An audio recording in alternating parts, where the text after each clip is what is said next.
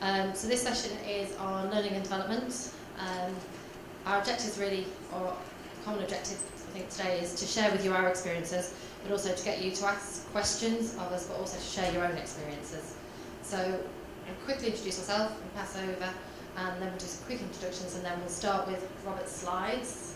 Robert, I don't know if you want to comment on the first session we got to slide 3, the last session we got to... Yeah, we're to the first slide, the second was 2 slides, and now we're trying to 2 slides, yeah. first slide. So if you don't get past the first slide, we know we've been successful. Okay, so I'd like to introduce myself, Siobhan Riggett from the Hackett Group. Obviously, I think I've met most of you all presented earlier. I've been with the Hackett Group sort of 16 years-ish. I had a 2-year break at some point. But I've worked in different roles, worked for a company called REL, who were acquired by Hackett. My background is on the customer to cash side, receivable side, from a consulting perspective and a transformation perspective, and more recently in an advisory perspective, which means I work with Hackett's advisory clients, work with them, support them in terms of the initiatives that they're working on in a facilitative basis, share with them research, best practices and metrics. And I also support, our Global Business Services Programme as part of my role as well. Thank you. So as my colleague mentioned, our goal for today is to make it as interactive as possible, to share from our experience with you, and also you to share your challenges, best practices and so on. This is why when Robert mentioned that he got the second or third slide, it's really a success because it means we keep it interactive. Just a few words about me. My name is Diana Moraru. I work for Office Depot. I've been in learning and development field for 13 years. Last 5 years with Office Depot. My current role is learning and development manager for Europe. And previously, in the last 4 years, worked with a shared service center in Cluj, Romania. So in case you're interested more in shared service center experience, feel free to ask any questions, or worldwide, Europe, you're welcome as well. So enjoy, and I'll pass on the microphone to Robert. Thank you. Hi, my name is Robert Pak, or Pats. It's in Polish pronunciation. I work for Hitachi Data Systems, and I'm based here in Krakow. It's a shared service center. Our headquarters is in California, in Santa Clara, so we have our American directors. But we share values that coming from our parent company, which is Hitachi Limited in Japan. So it's kind of a nice mix of the American culture and Japanese values. I joined Hitachi in 2014.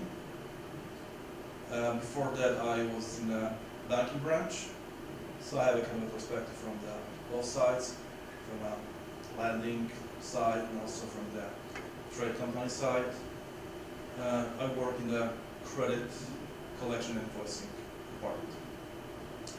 Yeah, so like my colleague said, we're trying to keep this presentation very interactive. So don't be surprised that we're going to ask some questions, and we'd like you to answer that and share your best practices, your experience. We do have some slides. Let's only opening discussion, open for discussion. So probably we'll display 2 or 3 of them, and we hope that we're going to have a nice conversation here. Okay.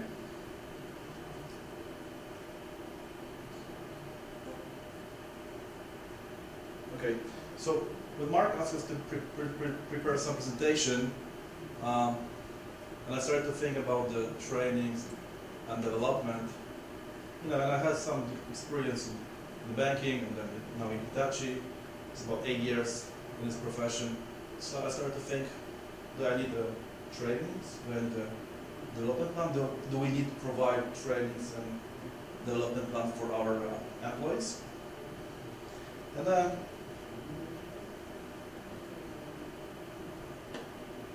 I came up with a few conclusions that we don't really need that. We don't really need that. There's nothing we can learn from trainings, right? What we can learn from trainings. Our teams, they already know everything. when we hire people, we have an interview with the people, we check the knowledge, we check the experience. What's the point to teach them more? I don't see the point. Trainings are too expensive. Right? We pay for salary, there's a huge cost. What's the point to pay also for trainings? It takes too much time. We like people to stay in the office, doing more productive tasks, to be online rather than staying outside of the office, having meaningless trainings. Development one, I don't think it's necessary. It's when we have attrition in our company, what's the point? People are going to leave tomorrow in a week time. And nobody cares about future position. Today is today, and we have deadlines, we have reports to prepare tomorrow, quarterly reports. Nobody cares about future position. So that's why we don't need trainings or development. That was my conclusion. And I've been asking the same question in the previous sessions, so sorry for that. But who thinks that I'm insane, that I'm crazy saying that? You can raise your hand. Thank you. I really like to be insane from this perspective. If you kept your hands down, you've got 40 minutes free time. Yeah. So I believe we share the same belief that we need trainings, we need development now. Because true is that if you follow the thinking that I presented before, well, you might find yourself in a situation that is not very interesting for you. That there is no future for your company. That's what I think we believe in. And trainings and development is something very important. It should be the first thing that you consider when it comes to cooperation with your new employees, with your existing employees, and it should be the last thing that you cut out from the budget, because that's always about the budget, right? So try to consider this in this way. And opening discussion for this session, we'd like to ask you, what's your experience in your company? Do you find problems, challenges to provide trainings in your companies? Do you have any problems with budget? Maybe there's a pushback from your directors, and they follow all the things that I explained in the previous slide.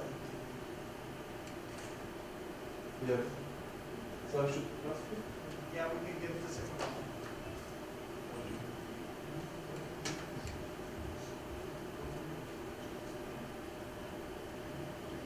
I'm assuming that was a question for the group, right? That's for a group. Okay, good, because I'd be embarrassed if it wasn't, because it wasn't possible. Can you hear me back?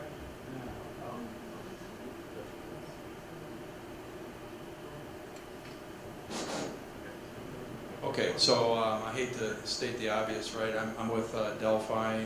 My name is Dean Unruh. We have a shared service center here in Krakow, in Hyderabad, India, and in Shanghai, and they're all hybrid models.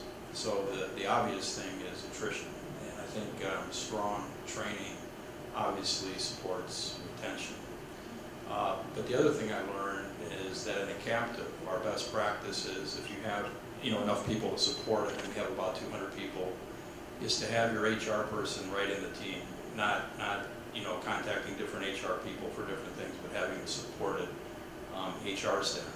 The other thing that we've done well is try to build relationships with local universities by bringing in students, and then having those students have a good kind of internship experience. They remember Delphi later. They may interview with people that they already work for, which is an advantage. And then we try to reach out to the university too, maybe guest lecture and things like that. But the one thing I have learned is, because we do have a hybrid model, is that in the BPO it's much more difficult. There's influence you can have in rewards and recognition, but the BPO really has their own kind of HR internal company policy. So as we went down the shared service center path, became a mature GBS organization, outsourcing management, we made sure that we insisted in the BPO side of coming up with a profile, participating in the hiring process.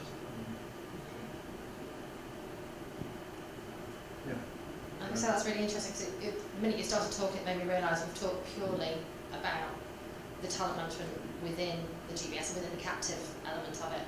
So it was interesting to hear the bits that you've got in terms of the BPO, but I'm also interested then to know how's that built into the contract, or is it built in as part of the contract with BPO? How does that sort of work? And do you expect different attrition rates between the two organisations? So in our particular BPO, we started down the path 10 years ago. So we kind of treat them as a partner. So we've had 3 contracts. Each contract we kind of tweak and change the SLAs. So as we move toward this more mature stage, we've actually moved our KPIs, which are usually considered team sport, not punitive, into SLAs. So for example, they can't completely impact DSO, but DSO has moved from a KPI to an SLA. So in that, yes, we've put into what we call our end-to-end model, the right to do certain things, such as interview candidates if we need to.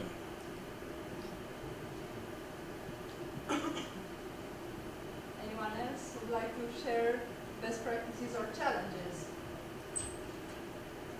Maybe all the organizations are perfect in terms of learning and development and you don't have any challenges.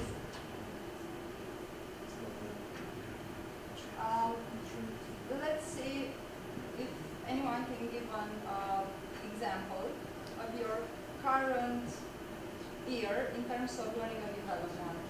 Even you as a member of the company, how do you feel it? Have you attended trainings? Do you find yourself in the learning and development environment or not? So just to take yourself as an example for the company you're with. If anyone would like to share. I was going to say, alternatively, we can let Robert talk through what they do, what we do in Hitachi, and then open it up for others to share. Why not? Yeah. So, Maybe we switch. so we're trying to do in Hitachi, and I think we're really good at this. We're trying to build an environment which is to encourage people to develop themselves. So we prepare a training program every year. So every year we ask people what sort of trainings you would like to attend, what trainings you would like to see on your list. And of course it applies probably more for people with some experience, 2 or 3 years in the company. During the first year when you have new joiners or just graduate people, probably need to talk with them and work something out. They need some guidance from your side, from manager's perspective. What do they need to collect knowledge about the company, about the policy, about what we do in the company. In the HGS we have about 60 indoor trainings provided by our HR department. We have around 500 plus trainings on the e-learning platform. Like I said, each year we have to talk with people what trainings they expect from us or from HR department to organize. If HR department is able to provide those trainings, that's okay. It's cost effective. But if there is no such training on our list, within our capacity, we can provide trainings from external company. So we work with third-party vendors to provide trainings. Our goal in the company is to establish development plan for everybody. So we would like people to know where they're going to find themselves in the 2 or 3 years, or at least they should think about it. So what they need to move on, what they need to develop themselves. Because truth is that people are going to stay with you in the team 2, maybe 3 years. Well, that's how it works in shared service center. Maybe it's a different work in other businesses, but in shared service center it's about 2 or 3 years. And after those period of time, they would like to move to other roles. So you need to think about it, and we're trying to encourage people to stay within Hitachi structure. So even if they need to develop or they need to change something, we'd like them to look around and maybe if they want to move, let's say, from collection to some GL or revenue team. We're trying to build a development plan or say these are the trainings that you should fulfill in order to move to another role. So this development plan is very important for them, for employees. We encourage people to share the knowledge. It's better to have a bigger picture. It's not only the thing that if you work for credit or collection, it's good to have knowledge of the processes that are before your stage and after your stage, because that gives you a wider perspective.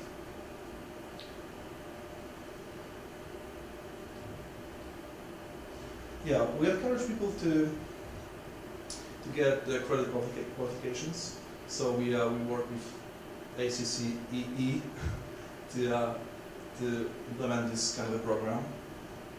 We also encourage people to start accounting studies, like ACCA or CIMA. But in today's world, everything's going very quickly, right? And CIMA or ACCA is an investment, but also from people's perspective. They already know that they have to invest 5 years, probably 3 to 5 years to complete the training. So we also implemented a new program recently, and that's in cooperation with the Hackett group and CIMA organization. It's a new certificate called GBS, and we already have 67 students in our company participating in this program. I think Siobhan will talk more about this program, but yeah.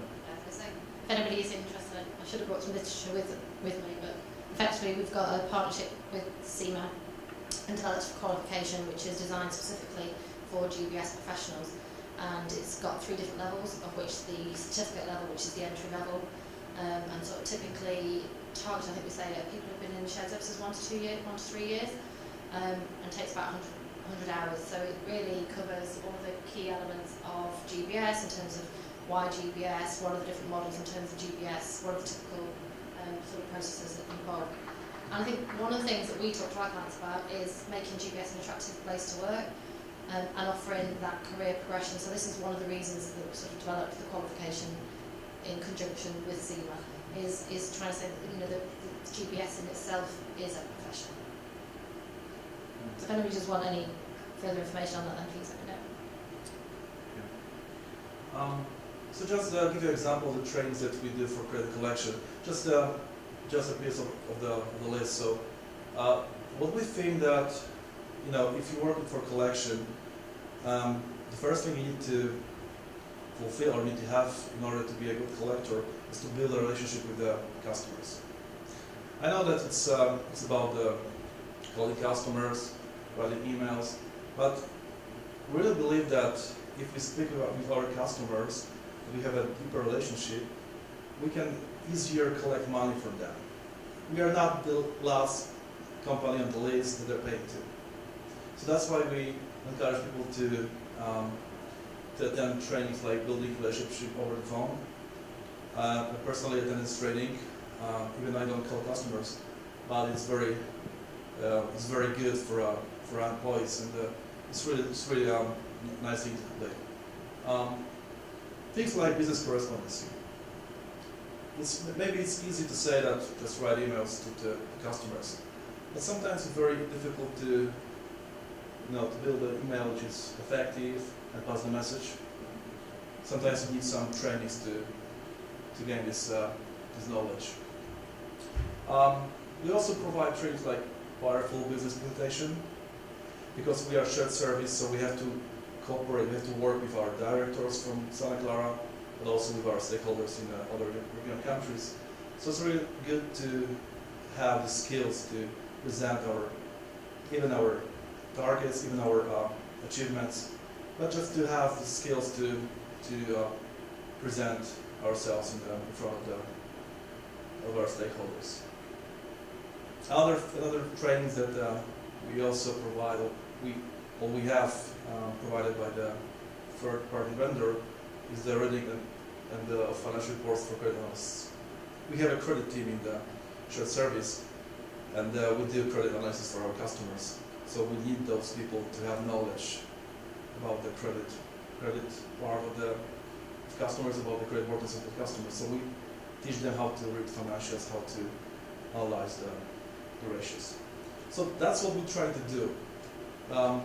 Maybe it's not the perfect way, maybe it's not the best way, but at least we're trying to do something, we're trying to achieve something. And if you have, I think that's the measure of the success.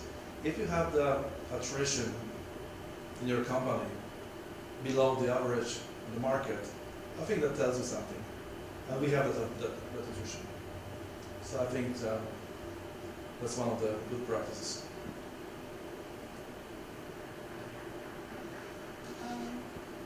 Just out of curiosity, could you please raise your hands? Who amongst you work in a shared service center? Okay, so about most of you, yeah. I'm asking this just because you can share information specifically on shared service centers, or if you are interested in other areas as well, or if you're talking about credit and collection specific, or again we can give you more examples. To Robert's point, for example, what we did in the shared service center in Cluj in Romania, we're about 550 people. We started to think in larger programs, so not just specific trainings, but put them under bigger umbrellas and based on one hand on the business needs, on the personal development plans related to the career path, and see the business as a whole from different angles. So one of them, for sure, it's credit and collection, and we actually implement the Credit and Collection Academy, which is based on similar to the program that you're working with on different levels, therefore different goals, different competencies to gain. What we also did with, and actually it's ongoing, with ACCW, is for the collection trainings and negotiating to have them in all languages. We speak in the shared service center because we support different countries in Europe, France, in French, in German, and so on. So we made sure that the common approach is there and also customized based on country specific. Why we did that? Because on top of what you already mentioned, and they are all valid points, is to get, let's say, the cultural component as well. So feel free if you'd like to add anything, and of course if you have any questions for us so far. Yes? Okay. Thanks. So I know we're concentrating mainly on captives, and this is really great, and I agree with everything, but it seems to be rather intra-OTC focused. So, you know, one comment I have is the robotics and automation is right around the corner. Some companies are already doing that, or down the path of testing that.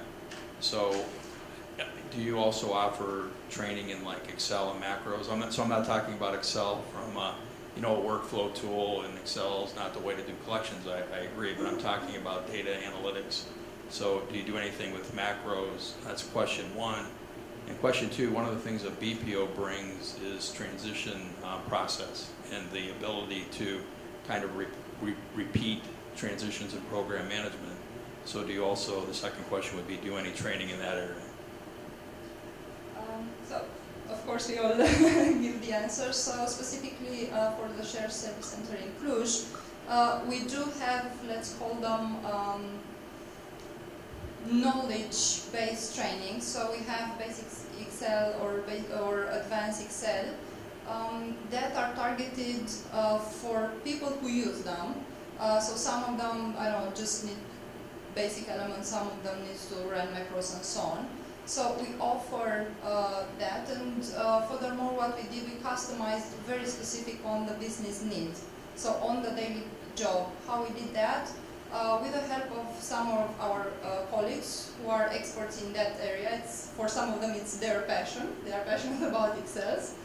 And we train them to through sort of a train the trainer program to get presentation skills, learning methods implemented. So from a training delivery perspective, we combine that with their knowledge.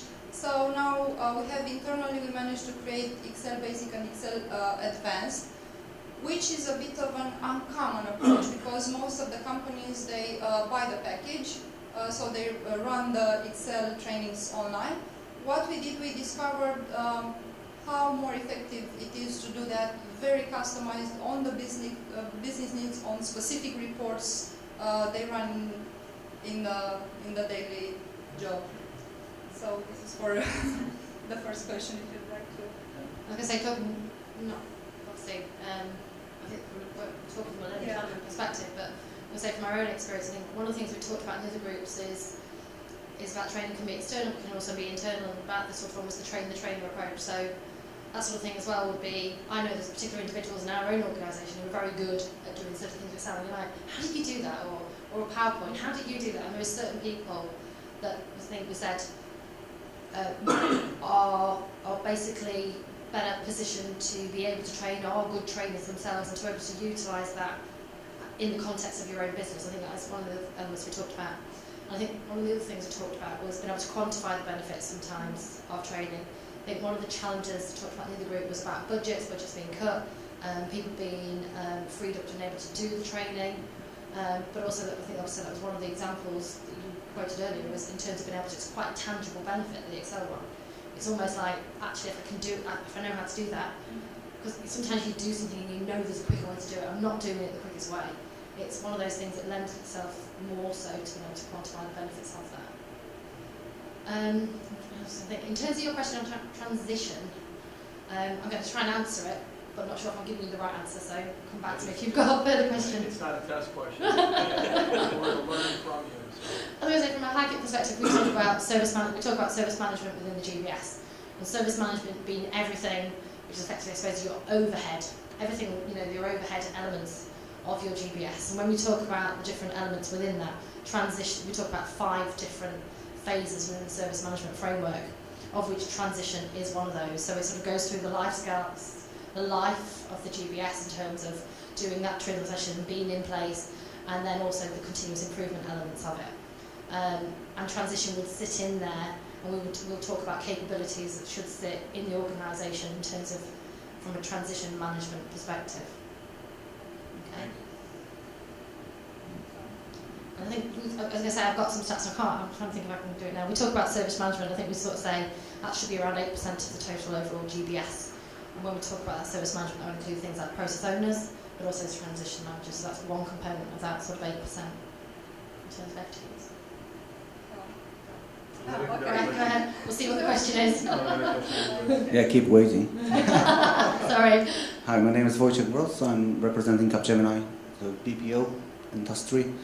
Okay, we can debate whether training and development is over or underestimated, and thanks for the statistics and the numbers. Question to Hitachi. Thank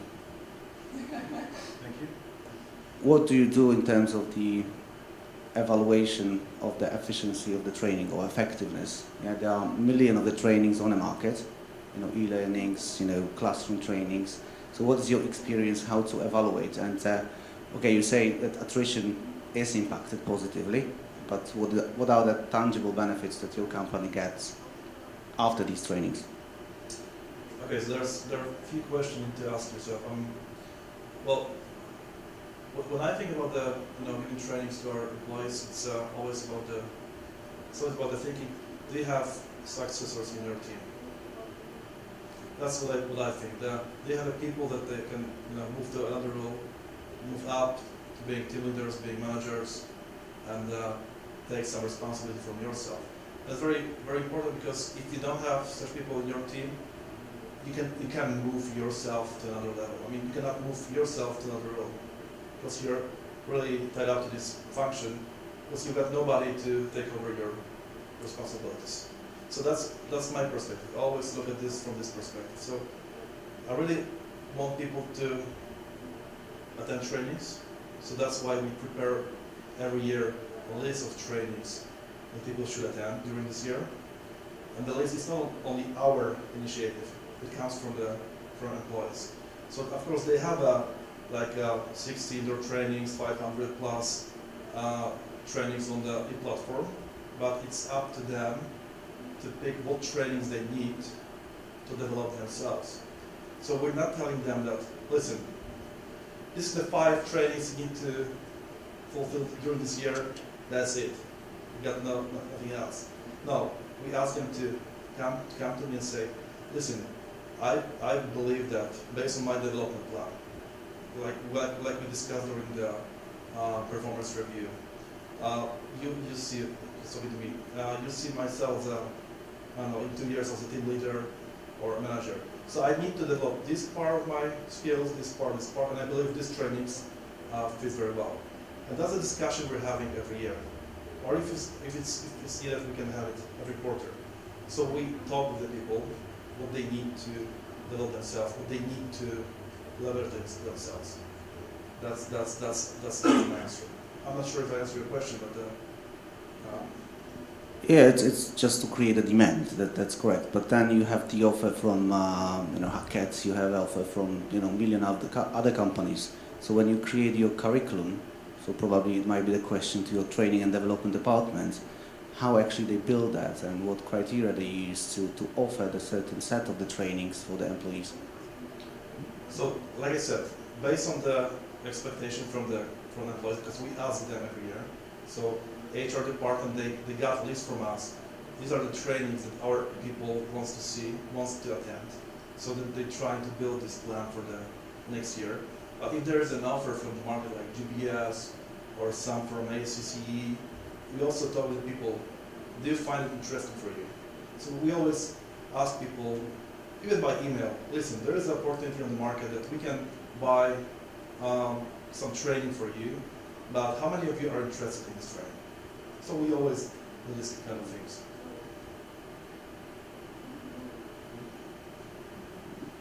And maybe if I still have a mic, Yeah, can I? just use it. One reflection to your comment, because I'm not sure if I got it right, but you mentioned that typically in captive shared service there's a greater awareness for the training and sort of getting the new skills, also comparing to the BPO, right? Visibility. Or visibility. There's far more visibility and control over the process, Yeah. depending, I guess, on the BPO. Because from my experience in a BPO, the unique opportunity there is that you serve different clients, in different industries. So unlike specific shared service, you can use the economy of scale, so to speak, and sort of also leverage from knowledge from different clients, different industries, share the knowledge, etc. I want to answer that. And first of all, I'm a big supporter of BPOs. Ours is our partner, so don't get me wrong when I answer it. So we are in a manufacturing automotive parts, right? So we have operations in I think 32 countries. We're a very, very large company. And as such, in a manufacturing environment with many operations, you have an aftermarket, which is more retail. But in your operating units, you have thousands of part numbers. You deal with quantity, warranty. You deal with tooling and non-recurring engineering, many, many things, right?